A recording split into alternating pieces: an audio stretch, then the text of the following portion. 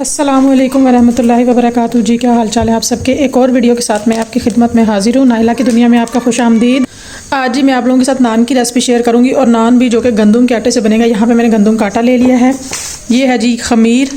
साथ साथ आपको दिखाती हूँ किस तरह गूंदना है। नमक चाहिए आपको, ऑयल चाहिए, दूध और चीनी। तब तक आप वीडियो को लाइक करें, शेयर करें और प्यारा सा कमेंट किया करें और पेज को फॉलो करें, चैनल को सब्सक्राइब करें। अपना बहुत सारा ख्याल रखें साथ साथ, और ये रेसिपी देखने के लिए मेरे साथ बने रहिए वीडियो में।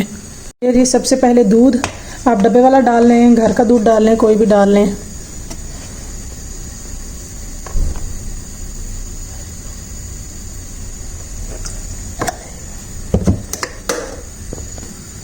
ये देखिए जी, ये इतना दूध लिया है, तकरीबन ये बन जाएगा I think so half cup से थोड़ा कम।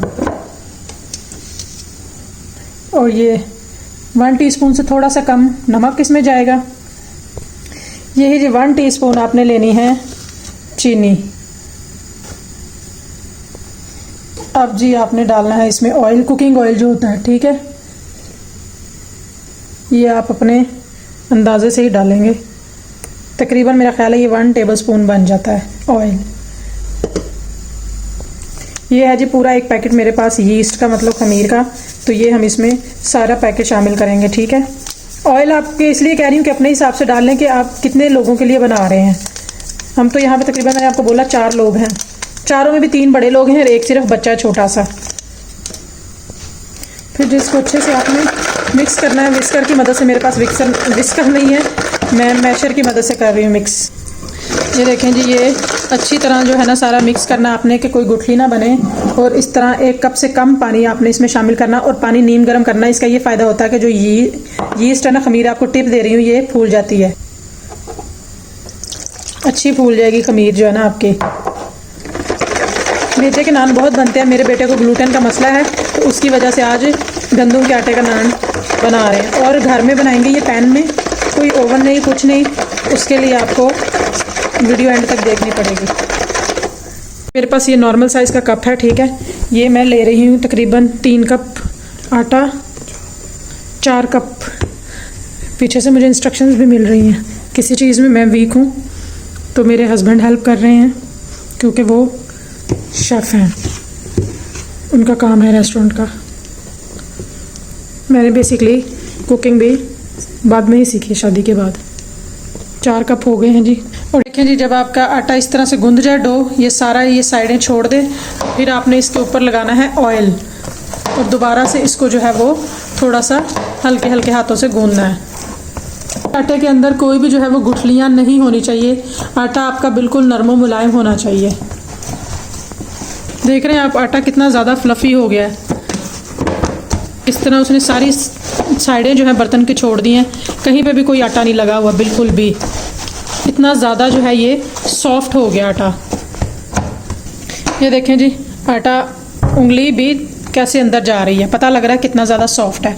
अब आपने इसको सिंपली उठाना है और इस तरह किसी डब्बे में रख देना, बड़े डब्बे में। ये क्योंकि फूल के यहाँ तक आ जाएगा। बेहतर था कि अगर आपके पास, मेरे पास शीट नहीं है, इसी के ऊपर शीट लगा के रख दे कि हवा नहीं लगनी चाहिए इसको। मैंने इसको बंद कर दिया है। अगर आपके पास इस तरह का बॉक्स है उसमें रख दें, कोई भी बॉक्स है, मतलब नहीं है शीट लगा दे। शीट नहीं है तो जो शॉपर हम यूज़ करते हैं, ये वाले शॉपर जो सब्ज़ी वगैरह आती है, इसमें डाल के गिरा लगा के रख दें।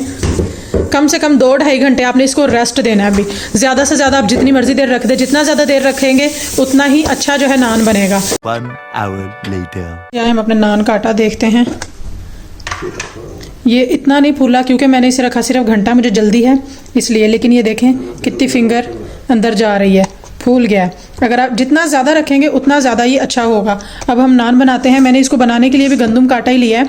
लोग जब मैदा गूंदते तो मैदा ही लेते हैं, लेकिन आप गंदम का बना रही हो तो गंदम का। मैंने आपको पहले देखें, अच्छा आटा गूंदने की निशानी ये होती है, मैंने निकाला है तो बिल्कुल भी बाउल में नहीं चिपका हुआ।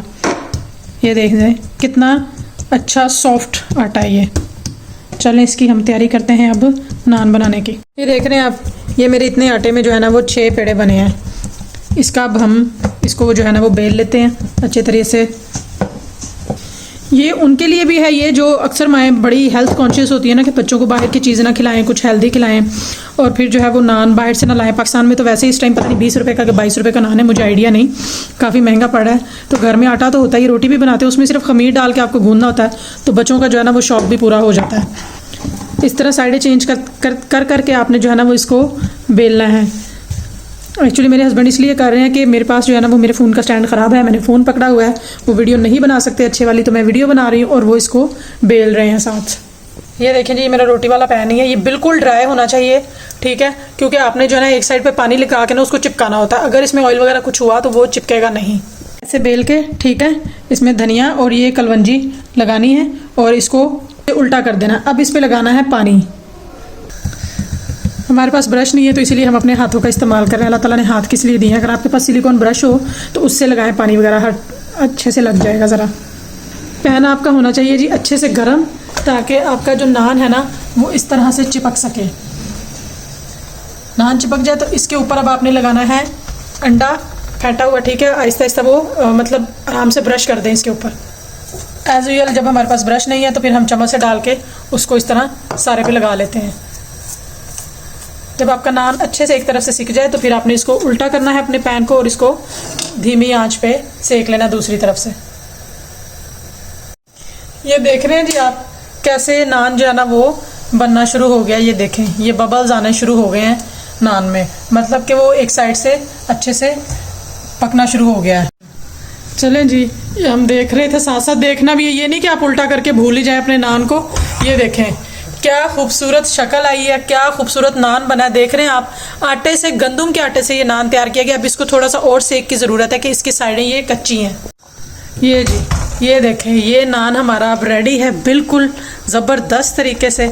ज़रूरी नहीं कि आपके पास ओवन हो, कुछ भी हो तो आपका नान, ये देखें दूसरी साइड से भी पक चुका है। इसको आप अपने जो है ना वो नैपकिन में लपेट दें ताकि ये नरम हो जाए। अगर चाहें तो ऊपर बटर लगा सकते हैं, ये बिल्कुल ही नरम हो जाएगा। जी, ये किस तरह से नरम हो गया। इसको इस तरह से नैपकिन में लपेट के डब्बे में डाल दें तो बिल्कुल सॉफ्ट नान बन जाएगा। होपफुली जी आप लोगों को ये वीडियो अच्छी लगी होगी। वीडियो अच्छी लगी तो लाइक और शेयर ज़रूर कीजिए, चैनल को सब्सक्राइब कीजिए, पेज को फॉलो कीजिए, मुझे दुआ में याद रखिए। अल्लाह हाफिज़।